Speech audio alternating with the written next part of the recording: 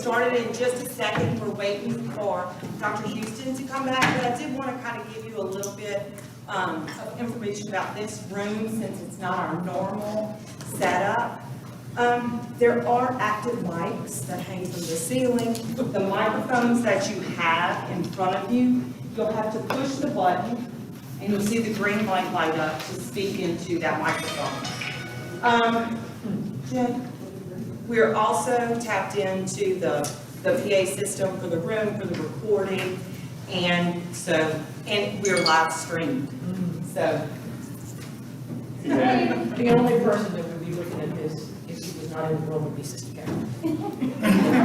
well, Because she keeps us up on everything that goes on at the State Department. the thing about being live streamed is it's also archived forever and ever, amen. Oh, So there you go. Look out. Right, Sister Carol? It's on YouTube. Oh.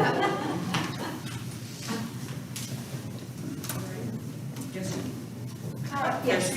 All right, hold on just a second.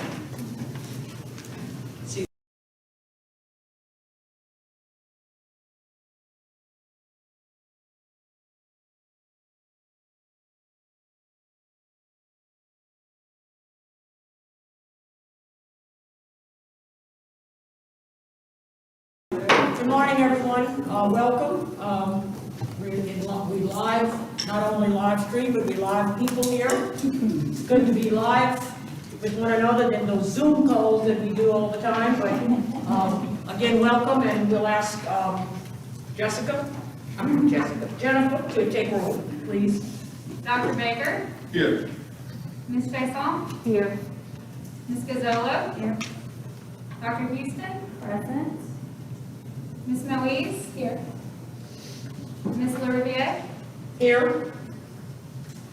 Dr. Palmisano? Here. Ms. Patrick is excused. Sister Carol? Present. Ms. Roxler? Here. You have a quorum. Thank you very much, Jennifer. Now we'd like our guests who are here to introduce themselves, and we can start on this side of the room. Good morning, my name is Teacher Golden. I started here with the Department of Education about 3 months ago, and I work with Nonpublic. Welcome. Thank you. Lindsay Rose, work with Nonpublic, I think Lindsay already knows. Good morning, Dr. Keatum, I work as Director of Portfolio Opportunities, Nonpublic Schools, Alternative Education, and homeschool programs. Good morning, Rob Tasman. I'm the Executive Director of the Louisiana Conference of Catholic Bishops and Citizens for Educational Choice. Thomas Rock, I'm Superintendent of Catholic Schools for the Diocese of Alexandria, and I'm a member appointed by the governor to Bessie. Good morning, everybody. Daphne Nicholas, State of Hudson. Great to see you. Quincy Temple, I work here at the Department of Education. Ken Bradford, Office of Career and College Readiness here at the department. Dave Brumley, Superintendent of Schools, State of Louisiana, and let me offer my congratulations and well wishes to everyone for National School Choice Week, which certainly includes all of our non-public schools as well as many of you who accept students on scholarship programs. So thank you for all that you do to make school choice an option for families here in our state. Good morning, I'm Max Day. I'm the Chief of Staff for the Office of Equity and Inclusion Opportunity. Nice to be those 3 ladies in there. Hi, good morning, everyone. My name is Tori Hayward. I work here at the department, part of the Office of Teaching and Learning. Yes, good morning, everyone. Bernard Cook, Executive Director of Federal Support and Grantee Relations here at the agency. Good morning, I'm Sister Ann Brooks, I'm Associate Superintendent for the Diocese of Shreveport. Good morning, Kenya Jenkins with the Division of Federal Support and Grantee Relations. Thank you for all of you for being here this morning. You should have received the minutes of our September the 23rd meeting. Do I have a motion to receive the report? Dr. Mill, second, Sister Carol, all in favor? Aye. Okay. Our first item on the agenda is, state and federal funding. Huh?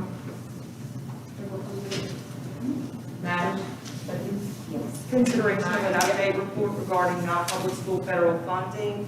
Can we have a motion? Oh, I'm sorry. Do we have a motion to? Michelle, and a second, Dr. Louise. All in favor? Wait, not yet. Oh, sorry.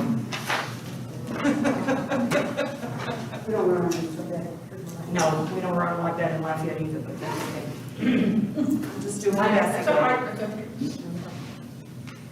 Kathy? Over there.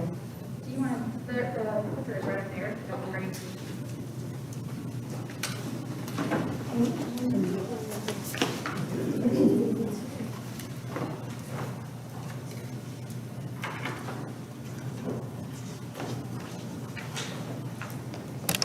Good morning again. Good morning.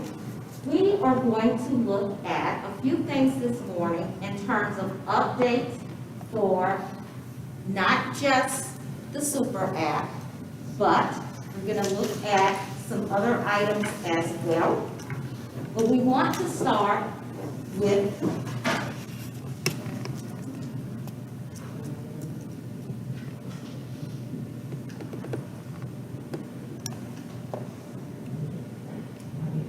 what is, I need better.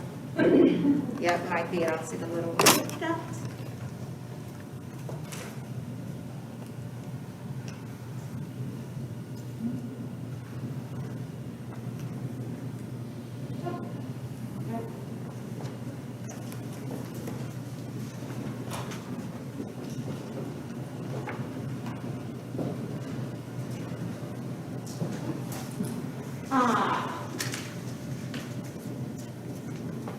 Let me move over to that section in my notes. So we're looking at the federal funding updates. And as everyone in here knows, we have now been given new funding with the Governor's Emergency Education Relief Fund, EANS, or what? Year 2. So either one that you say, we know what we're talking about. The portion for the non-public schools out of the 4.1 billion is 275 billion set aside. This compensates what the EANS stands for, which is Emergency Assistance to Non-Public Schools. This is going to provide services to our non-public schools. However, keeping in mind that you will be working with the LDOE, who is currently working on the design and implementation for this program. We have been participating just like you in webinars and meetings and Zooms about this program. And I'd like to thank all of you who have shared your information with me as you participate in various Zoom programs.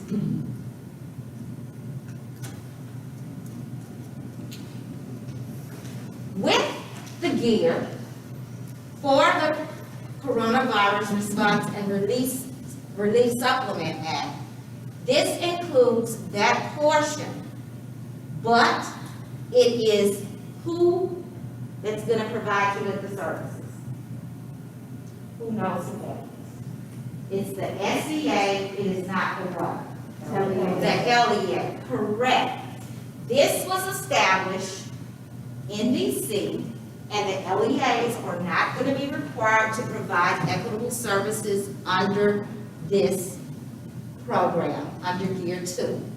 Just please note, as I said earlier, the LDOE has already been working diligently in collaboration with the governor's office to look at everything in terms of the planning and designing, and we are following the FAQ. We have included that in your packet today as well, but many of you have that FAQ. Look at it, digest it, internalize it. That is what we are basing everything off of. Now, you have been abreast of many things from various webinars you've been looking at and from Kate, but I can say that everything has been consistent. It has been consistent, and also, this is also what is in the FAQ, which we took this information from. The non-public schools may apply for services and assistance from the SEA, and these are the items that you will be allowed to based on what our governor's choices are. But a couple of them that I wanted to point out to you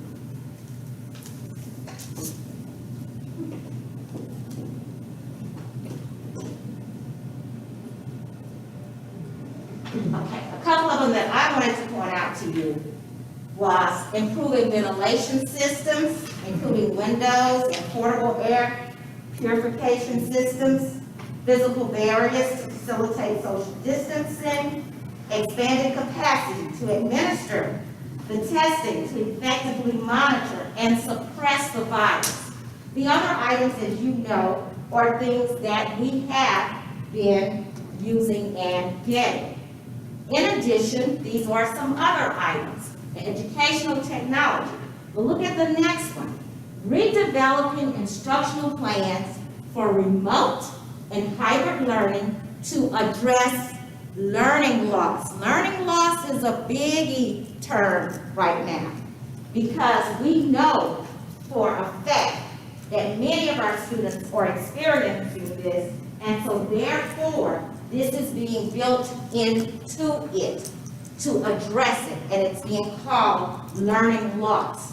Also, leasing sites or spaces for social distances, reasonable transportation costs, initiating and maintaining education and support services to assist for remote and hybrid learning as well. We know who is eligible for this, but we have to always state that this is for those non-public and private schools that are what? Non-profit. Accredited, licensed, and in essence, you're BESE approved. So you're operating within the state's law, which is very, very important. Also, the school must have been in existence prior to March 13, 2020. Of course, we know that is the date that the president declared the pandemic a national emergency. Now, please note, also, for those who did not and will not apply for or receive the PPP, Small Business Administration loan, that is made on or after December 2020. Some of you have called about some of that, but I think between everybody that you collaborate with, we now have that down pat as to how that part functions. This is a general timeline. Once the governor receives the grant award, here's what's going to happen. Now, several of you have asked, hey, what does it do? When is the governor going to do that? The governor has until February the 8th. So just please know, we're on track, we're moving along. But here's what's going to happen. Between March 13th and March 30th, that's the availability and the period for the grant funding. Also, 30 days from the receipt of the GAN, then the SEA will make the application available to non-public schools. No later than 30 days from that receipt of that notification, non-public schools must submit your application. As you know, and we always say in here, what? The sooner the better. You get it, fill it out, get it back in. And let's make sure we're encouraging everyone to do that.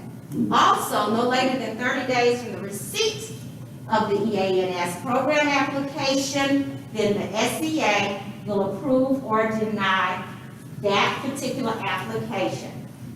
Please note, we may use the pre-award cost dating back to March 13th, when it was declared a national emergency. So everything is going back to that March 13th date.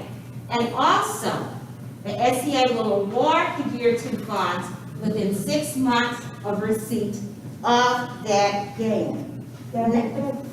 Sure. Okay, I appreciate you doing all this, by the way. My question is, you keep talking about non-publics, about that. The diocese will not be involved, it will be state to Jesus Good Shepherd School, not that, right? All right, that is correct.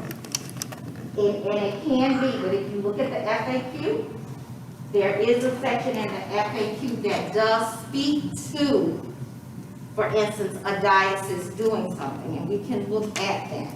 But there is something in the FAQ, but mostly this is going to be school, state to school, school to state. But there is something in the FAQ, and we can definitely look at that as well.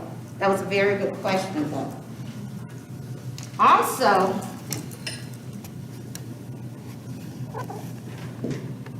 as we continue to review this, okay, this is the FAQ. This is the information for the FAQ. If you have this that was sent to you via email, it's live, so you can click it on. As always, these are our contacts, information which you know, and Kenya Jenkins is with us on the federal support side now. And that is very, very important as well, because all of us are working together to look at it, and as always, we always tell you, if there is something that you want us to look at, if there is input that you want to make, you know we welcome it all the time. Now, with that being said, I think the next thing is the ombudsman's report, or how do we want to roll? Finish this, yeah. You want to talk? You want to ask a question? Yes, okay. Is there an application form? You said do it and get it in. Will we have input into that application form as a committee? With the application form, the United States Department of Ed has given us a sample application to use. We now, at the LDOE, are looking at that application, going to use that as a basis, but if you have any input that you would like to share with us regarding the application, please email it to me. Okay, so Because you we won't. will take that into consideration, but there is an application from Ed that lists everything that is important for this EAN grant. And so with that being said, we're gonna pattern after that. Would you guys know, if you have input on something or feel strongly about something, just please email that. But you won't process it with us as a group. You just want us as individuals to give it input. Is that what I'm hearing? Yes, as an individual, because some people will have information and some people may feel like, oh, well, I don't have anything, but that will help, Okay. yes. I'd like to add, as you all recognize, when Ms. Lindenwood had the time, it is our goal as an agency, when we get these funds, we have to move quickly. Ed has given us, as Ms. Lindenwood shared, the framework for that. So there's pertinent information that we are going to have to collect from you guys on the front end. For example, one of the drivers of the funding is going to be your low income accounts, all right? So this meeting here, we want you to leave in a posture where you're ready to receive. We're gonna make it very simple in terms of collecting information that we need to inform our decisions. And then once we get that information from you, we got to get allocations out to you so that you can look at what Ed has articulated in terms of allowable cost, what that's gonna look like for your schools, to get that back to us, so that you can start obligating the funds. So we don't have a huge window here. That main date of after the governor submits the certification and we get the GAN, the clock starts for us. We have 30 days to get you an application. So we in-house are already having discussions in terms of what that looked like and how we would do that in the most expeditious way. And we're also trying to design it so that we can expedite it, so it's like quick and easy. And the thing is, Burnell, I think, made the main comment is it's the turnaround time. It's fast. It's very fast. Two comments. One, if I think it would be probably more efficient if we got a draft of the application and we were able to process it as a group and then give feedback that way. I just think that would be better than you receiving individual emails from all of us. And second, so we have the opportunity to apply for the second round of PPP or the emergency assistance. My question is, I have schools, let's say I have schools that choose to go for PPP. So then that would reduce the number of schools that I have applying for emergency assistance funds. How does that affect the allocation amount? Does it affect the allocation amount? Because if you allocate based on the total number of students that we have in non-public schools, and some of those schools withdraw from that and don't apply for those funds, doesn't the allocation go up, one? And two, what's the timeline for all, I mean, I know y'all haven't set the application deadlines yet, but I'm just trying to figure out for my schools how the timing works out with the PPP and notification as well as this allocation, so they can make an informed decision as to which application or which fund they go with, whether it's the PPP or the EANS. Right, so if I'm hearing you correctly, your schools want to have the opportunity to look at what they would potentially receive through the GEARS funding. Yes. And compare that to if they were to apply Right. for the PPP loan. And that's something we have to look at in-house. And again, the driver of this, and we're gonna just look at the protocols around it, is how can we get the information that's needed to move forward with this? And of course, hearing your concerns as well. Right. And of course, the amount now, and that's something we just have to, I mean, we're at the early stages of this. Right. You know, the kids that are not going to be in the equation, for example, the schools that are applying for the PPP loan, they wouldn't be factored in what the final allocation is going to be. Right. Okay, just a point of clarification. From what I'm hearing from you, it's primarily based upon our previous students, it's not based upon the total school? No, that's not what I'm saying. What I'm saying is, and it's in the guidance, one of the major drivers of the award is going to be your low income families. We're not saying that your total population won't be considered. But that's something that we would have to look at in-house in terms of what's the most equitable way to get the funds out. But one of the main drivers of note, and it is spelled out in the actual statute for this, are your students with low income families. Is it the low income count from this school year or last school year? According to the FAQ, it is going to be the low income count from the 1920 school year. If there is a school that does not have that, the FAQ guidance gives us permission to work with that school to determine their low income. And again, Dr. Cornell, if you would please send that statement in an email, we would appreciate it. Okay. All of you who have asked questions and made comments today, please do email those to us. It will be very, very helpful.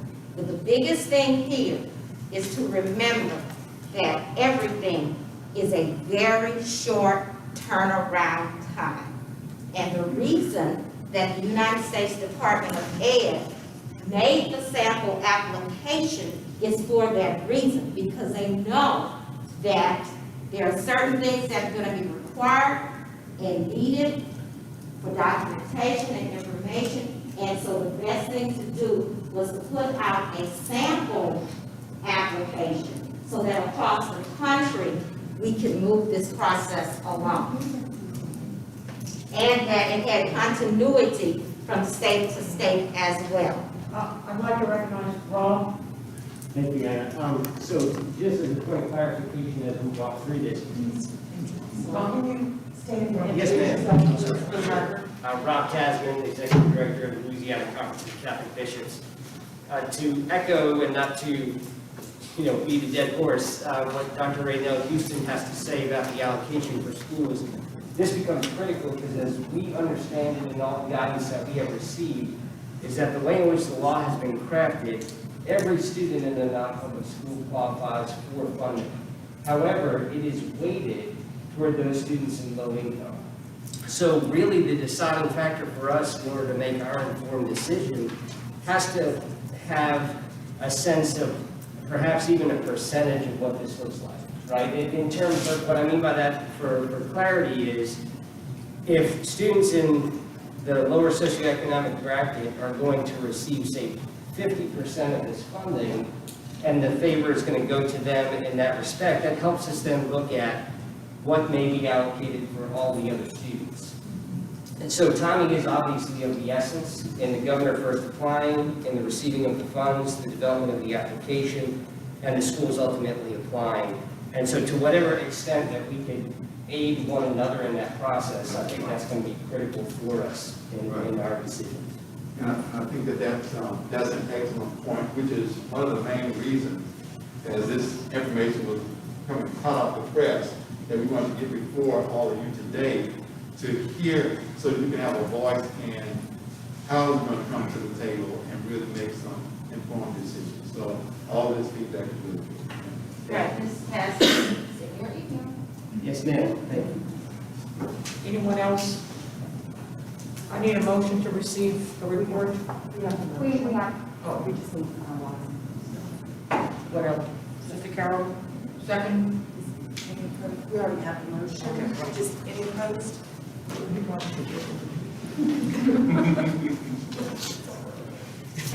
Hearing none, the motion passes. Next item. Consideration of an update report provided by the ombudsman. Need a motion? Mr. Carroll, second. Kimberly? Any opposition? Not yet. We gotta talk about it first.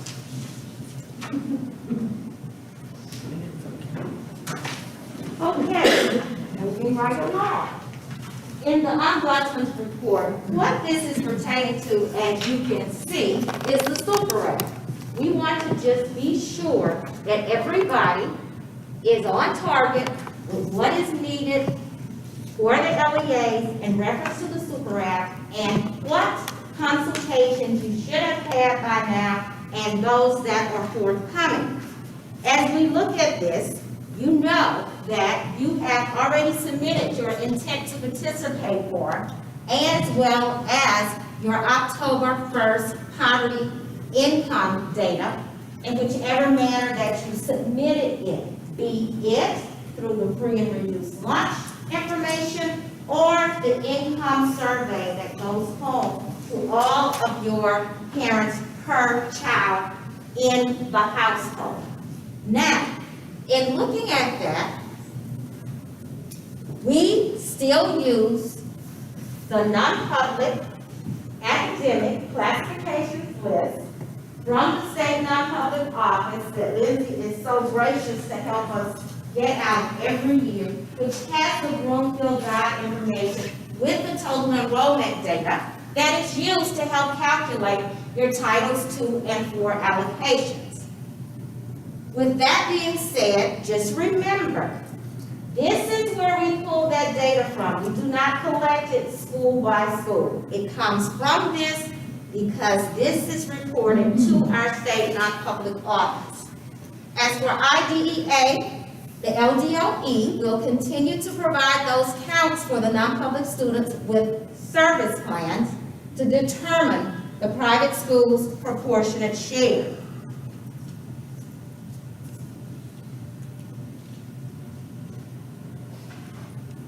As we look at everything, please know that The intent to participate form and the affirmation are the two forms that must be uploaded in order for the LEAs to receive approval.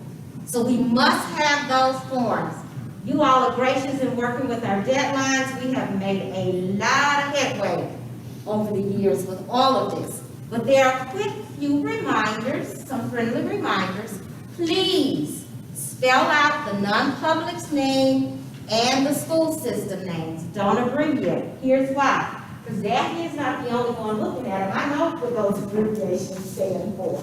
And Ernell knows what those abbreviations stand for. But we do have other people in our support programs and grantee relations department that are also helping to approve those applications, and sometimes they do not know what they mean. We reminded the LEAs that the only certified information that needed to be uploaded were for those schools that are choosing not to participate. The other information with the green card and mail receipt, they may keep on file. The needs assessment, when it is time and the LEA says, okay, I need your needs assessment, please work with them to get that in, because that is what is used to help drive the EGMS application, the super app group. They're going to use what you have on that needs assessment to determine where to place your request in the overall LEA grant, which is very, very important. Also, those are not things that we will be uploading as well. Now, when we look at this,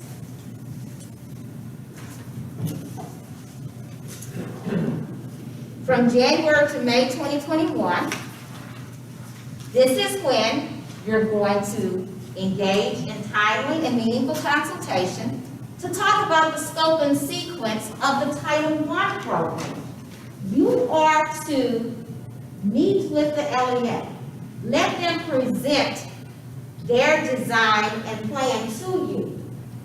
But do you have a say? Yes. Do they have the final call on it? Yes. But if you differ, what must that LEA do?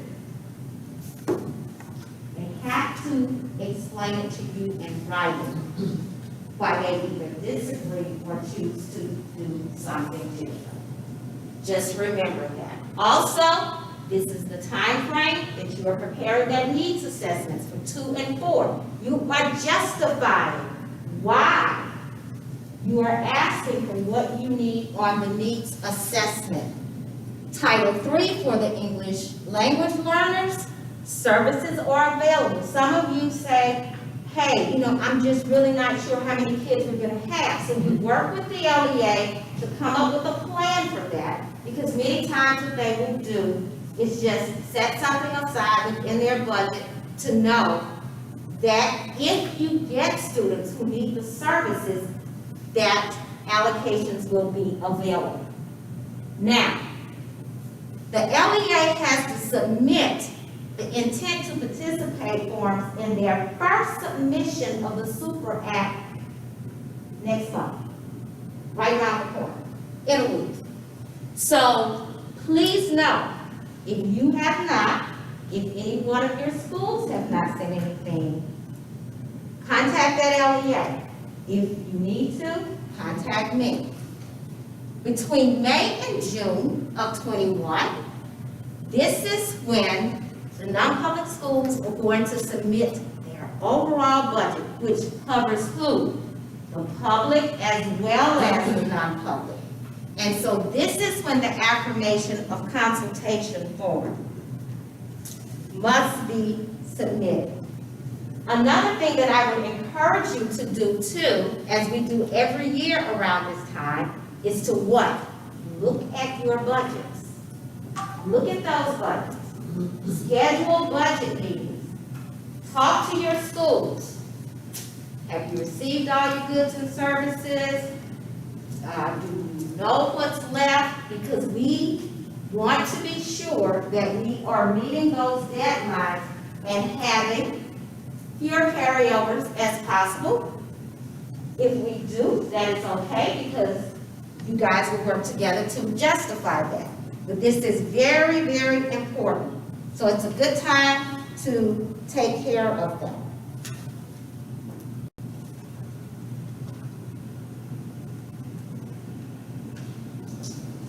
Now,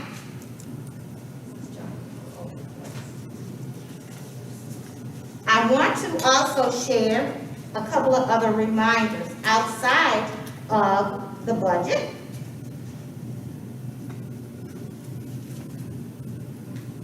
A few schools have inquired about the National Catholic Education Association's conference.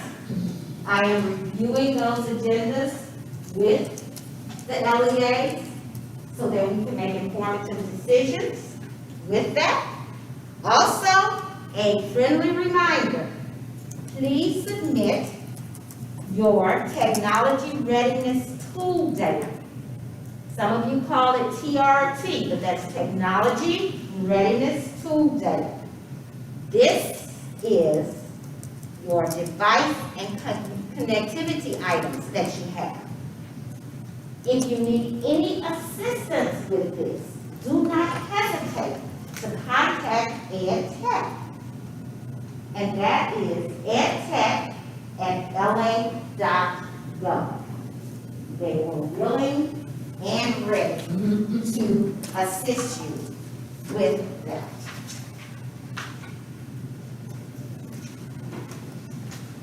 Does anyone have any questions?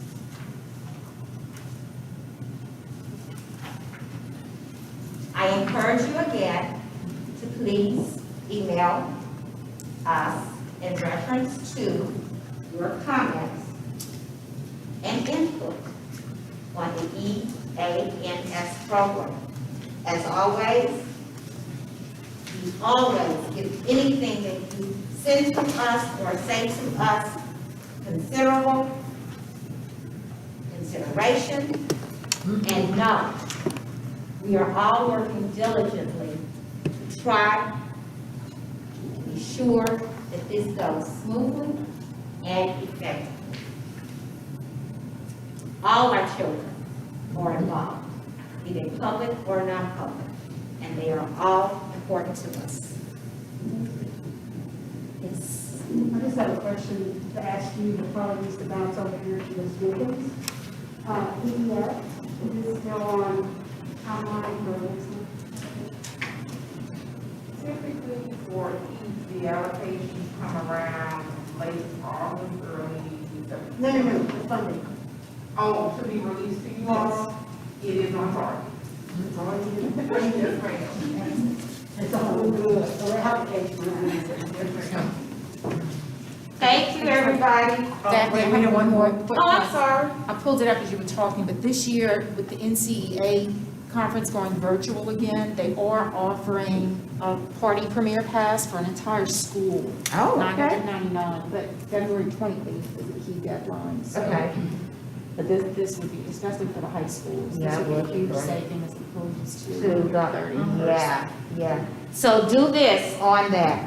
Let your LEAs know right now that you're interested, so we can help you meet that deadline. Definitely do that. As always, I thank you guys. Oh, I'm sorry. Yes,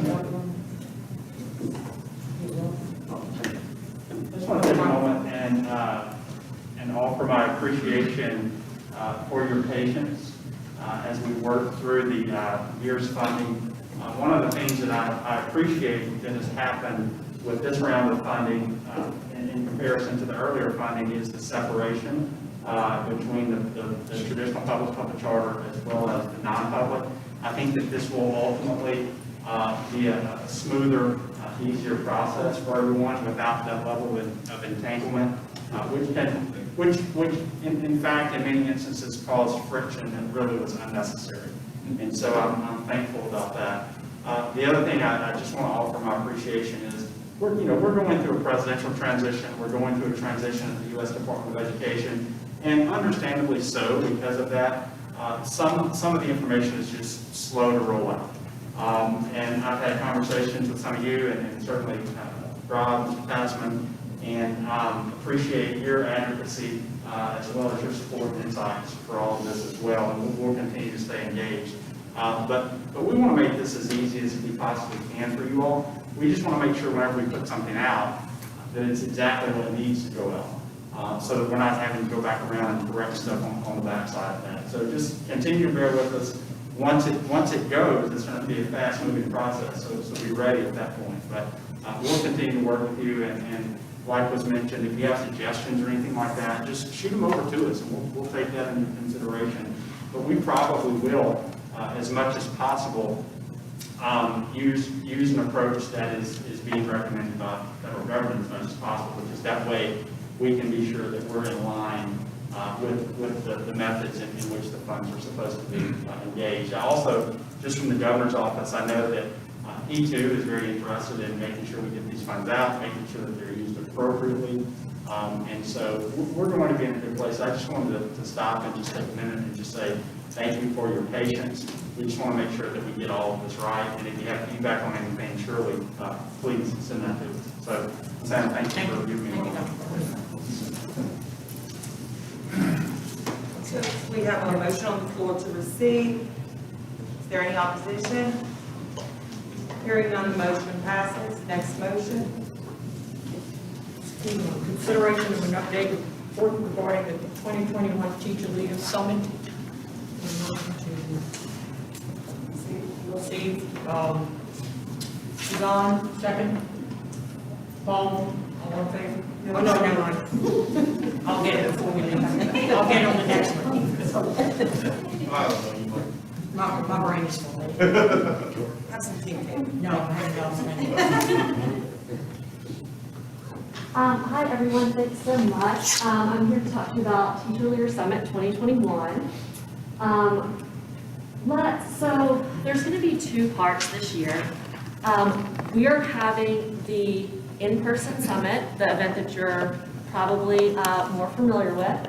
That will be from May 25th through May 27th. That will be in person. Sorry, can you introduce yourself for those? Oh, yes, hi. My name is Brooke Malthus, and I'm on our educator development team. Sorry about that. We will have a virtual summit the week following from June 1st through 3rd, and that will be via Zoom. General information and overview document can be found on our Teacher Leader Summit library. There's a link in this presentation to go directly to that overview page. Please take a look at that because that will have some health and safety information that everyone will need to be familiar with for attending the summit. Participants will register for the summit. All non-publics have been given an allocation and you will receive a code if you haven't already. So when you go to the platform to register, if you have not received a code, it was coming in any day now. We have the codes out. You should receive it from Lindsay or Max or someone on that team. They have the code ready to go for you. You will simply, when you choose your teacher to go, they'll simply go and use that code to register. When you register for the in-person summit, you will automatically have access to the virtual summit as well. So those tickets, the ticket for the in-person summit is good for in-person and virtual. That does not mean you have to go to the virtual session. It just means that you are allowed to go. We will have a separate registration for the virtual summit. That will be later in the spring, once we understand our registration numbers for the in-person summit. That will have a separate price. It will be a lower price, but there will still be a price involved with the virtual summit, although it will be much lower. I'll stop there and see if folks have any questions at this point. I mean, as soon as we can get our allocations with the numbers of teachers that we can send, that would be great because we have a lot of people who are interested, but not knowing how many seats were allocated, that puts us in a little bit of a pinch trying to make those decisions. that is understood. You should be getting that soon.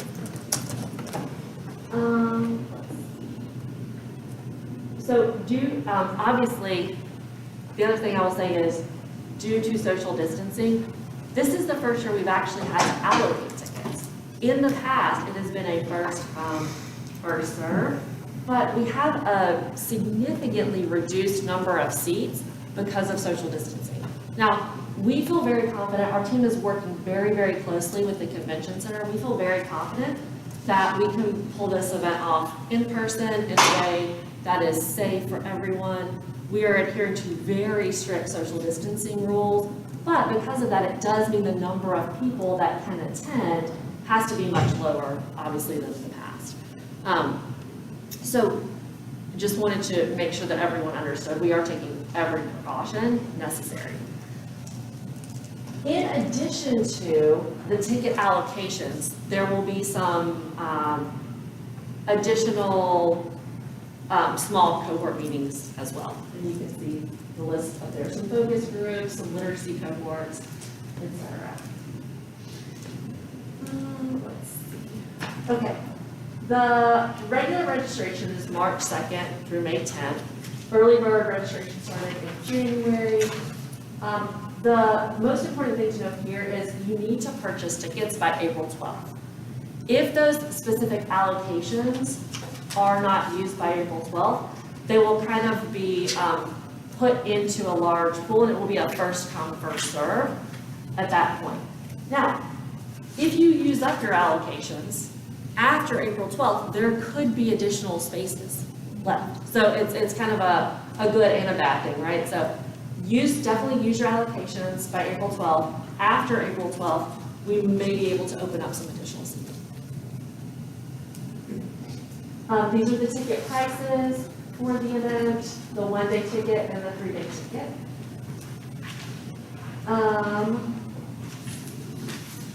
This is more of like the t-shirt design contest, the fun stuff. We are still looking for submissions for a t-shirt design. If anyone has a student or a teacher they know that wants to submit, feel free to do that. We are extending the deadline a little bit to February 5th this year. Question, one of my public school counterparts indicated that their teachers are already registering for the summit because they have received their allocations. If our teachers we haven't received our allocations yet, so we haven't registered.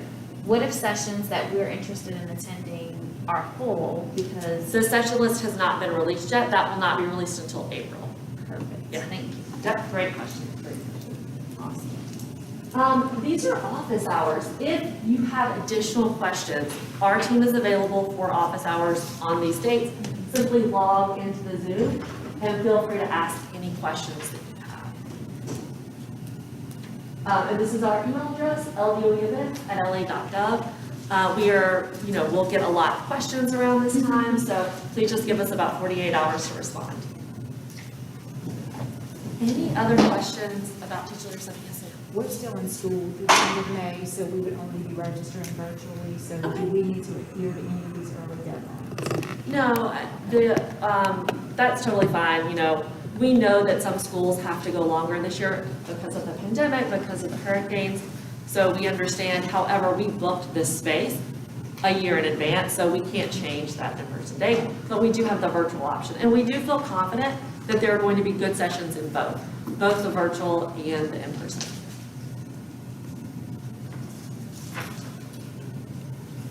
Anything else? Well, thank you so much for your time today. Oh, yes, Dr. It's me. No, I just want to say, I hope that if you're able, that you consider like sending people the actual live event. We are confident that we can pull off a safe live event in the same way that you're pulling off state school every day. And frankly, I look forward to being able to see you in a face-to-face environment and not just on Zoom. But we certainly have that Zoom option available. But I think that it's going to be a really strong conference. I've looked at some of the areas that are going to be presented, and they align with many of the priorities that we have as a state team on areas where we think we need to be pushing so we can get the outcomes that kids deserve. So I'm really excited that we're opening up the seats to you all, and hope that you consider at a minimum the virtual, but certainly if you're able, some face-to-face attendance as well. So I just wanted to make that pitch. Thank you. Thank you. Yeah, and I just really wanted to second what Dr. Houston said. Our teachers have attended for years, and they're like chomping at the bit because their public school colleagues have already been able to register. So they're like, why do we not get allocations yet? Where are our allocations? So we're thinking like in the next week, we should get an email with them, or when, like, is there some kind of, at what point should we notify you if we have that? Absolutely, you should get them in the next week. Okay. Yeah, thanks.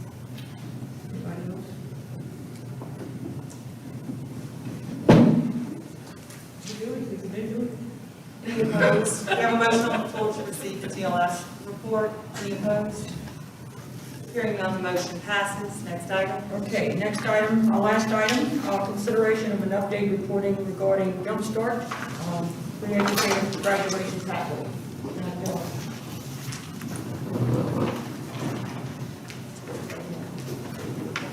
Did everybody get one of these?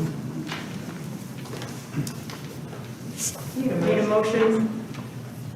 Need a motion, Mr. Carroll, second, Dr. Baker. Good morning. Good morning. It's been a while since I've been able to meet with y'all. Ken Bradford, Assistant Superintendent with the Office of Career and College Readiness. Although we'll go into more detail on the Jumpstart Pre-Educator Pathway, I just want to give you a couple of quick updates before we get real specific. So this is our high school student planning guidebook. Probably the most frequent question I get is around graduation requirements for either the TOPS University Diploma or the Jumpstart Career Diploma. And so on page 23 is the most recent graduation requirements for our TOPS University and our Jumpstart Career Diploma. And then what we have embedded in here this year also is just on the back. There's a IGP planning. Should your school desire to use this to help students plan, it's just a good checklist to help make sure that students are getting all of the courses that they need. And as I've shared before, what we've done with this TOPS University Diploma, which has been in place since the 2014-15 school year, all of this coursework aligns with TOPS. So the TOPS Opportunity, the TOPS Honors, and the TOPS Performance scholarships. These courses align with those on the left-hand side of your TOPS University. For those students opting to do the Jumpstart Career Diploma, the sequence of courses on the right-hand side also align for the coursework needed for a TOPS Tech scholarship, should a student so desire to use a TOPS Tech scholarship. And then, beginning this year, what's available for schools to meet those Career Diploma Jumpstart requirements is we call them a pathway. That's the sequence of 9 courses you need that culminates in a credential. We have the legacy pathways, we call that Jumpstart 1.0. And then this year we also refreshed all of the Jumpstart course sequences and pathways. We call that Jumpstart 2.0. Both of those are available for school systems this year, either Jumpstart 1.0 legacy pathways or the newer Jumpstart 2.0 pathways. Again, those course requirements they meet for TOPS, etc. Often I get asked, can non-public schools do a career diploma? The answer is yes. You have that option to do a TOPS University diploma, or you have an option to do a career diploma option. And then what I want to do now is turn it over to let you talk about we want to talk about probably one of the newer pathways, and that is our Jumpstart Pre-Educator pathway for students that perhaps one day want to get into the education field. So let's turn it over once you lead us into the Jumpstart Pre-Educator. Yeah, of course. Thank you. Good morning, everyone. I'm really excited to be here with you. I have recently been calling this pathway the celebration of teaching. The pandemic has been terrible in a lot of ways, but I think one thing that's really become really clear is the importance of teachers. And so this pathway really starts to hit home with that. And so I'm really excited to share this information.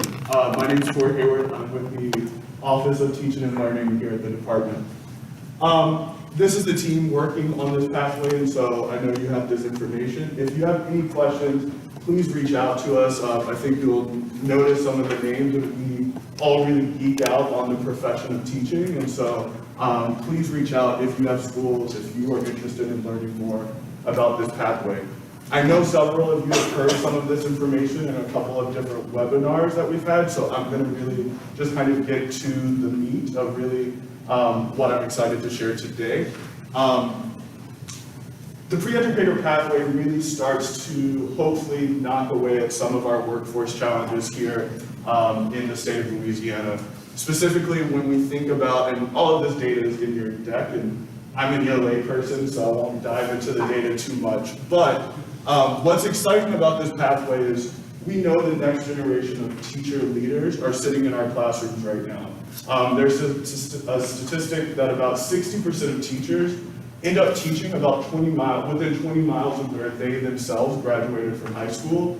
I'm from Alexandria, I taught in New Orleans, so the miles don't work out perfectly for me. But still this idea that the next generation of teachers are sitting in our classrooms. Secondly, we know there's a large underrepresentation of teachers of color in our classrooms, and our teachers don't necessarily look like the students that they're teaching. And then lastly, we think that strategically expanding access to the teaching profession itself can really start to elevate the profession in a number of ways. And so the pre-educator pathway was approved in 2019. Last year, those IBCs were also approved. The pathway is laid out here and also in your literature. And so again, please dive into the pathway. This is an amazing opportunity for those high school students that are sitting in your classrooms who are interested in the teaching profession, and a good way for them to really dip their toes into the water of teaching. To expand access to this pathway, schools can either offer both of these courses for the pathway, but they can also start an extracurricular, a club or an opportunity. And so we are partnering with Ed Rising here in the state, and so that partnership will allow the creation of extracurricular clubs on campuses that can really start to introduce young people to the profession. What I'm really excited to talk to you about today are some support opportunities that we're offering here at the department for school systems that are interested in expanding access to the pathway. This support is going to comes in different forms, so not only will we be offering ongoing webinars, but there is a funding opportunity. This funding opportunity is open to non-publics. They do have to have a non-sectarian survey on file with Bessie. But if they do have that on file, they are open to receive this funding opportunity. Funding can be used for a number of different ways. It can be used for student credentialing costs. It can be used for training teachers to lead the course and teachers to lead the extracurricular activities. And over the year, we'll be working with those schools those systems that receive funding to really figure out what are the best practices here in Louisiana to starting to cultivate early educators. Yes, ma'am. Okay, you keep referring to systems. Can individual schools, like I have 2 high schools, would they be able to apply, or they would, the guidance is you have to handle that for them in order to apply? Yeah, great question. So we're asking that systems apply and then distribute the money into schools.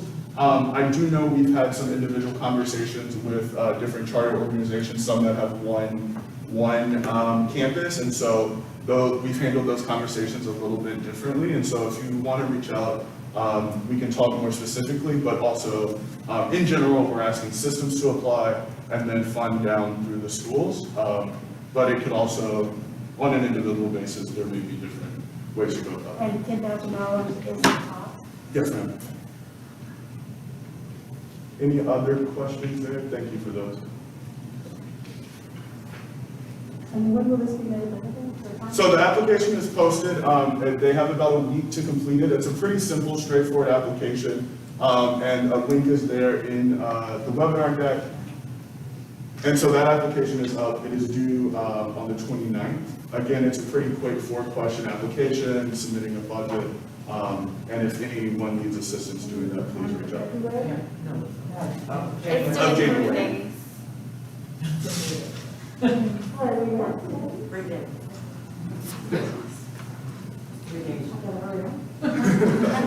But please reach out if that's an issue, and we can have a conversation. Did I hear you say that we have to have a non-sectarian form on file? You're not talking about bronchial dot, you're talking about something else. Non-sectarian, yes. I asked some questions and that's what I was told, and so I don't know a lot of the specifics. Is it the same? Yeah, okay. And I'll clarify, and get that information to Lindsay if it's different. Oh, well, I know, because that's why.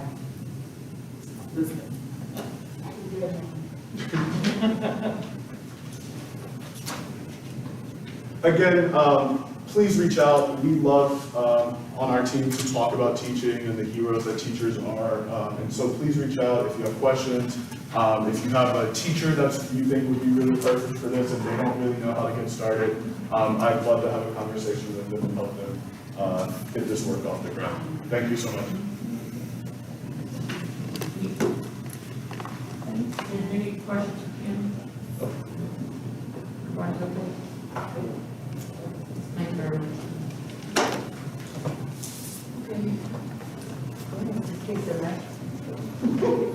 Okay.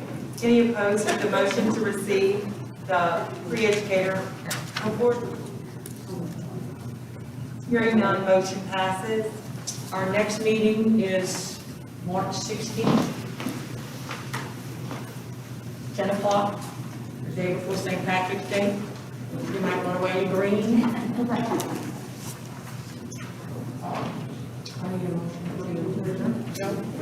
don't need to say, why not? We don't? All right, we're out, we've done all of the things, we just adjourned. Thank you all very much. Safe travels home. Thank you.